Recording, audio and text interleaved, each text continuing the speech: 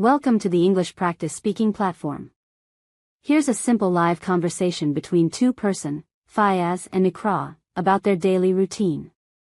This can be used for videos, skits, classroom activities, or English learning purposes. Hi Iqra.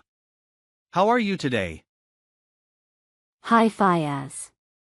I'm doing great, thank you. How about you?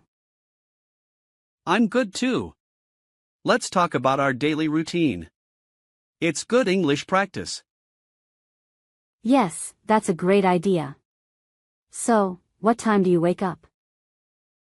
I usually wake up at 7 o'clock in the morning. What about you? I wake up a bit earlier, around 6:30. After that, I brush my teeth and wash my face. Me too. Then I take a shower and get ready for school. Do you eat breakfast at home? Yes, I eat breakfast with my family. I usually eat eggs and toast. You? I eat paratha and drink milk. Then I pack my school bag. What time do you leave for school? At 7:45. My school starts at 8 o'clock. And yours? Same here. I enjoy going to school. My favorite subject is English. Oh really? Mine is math. But I also like English now. That's awesome.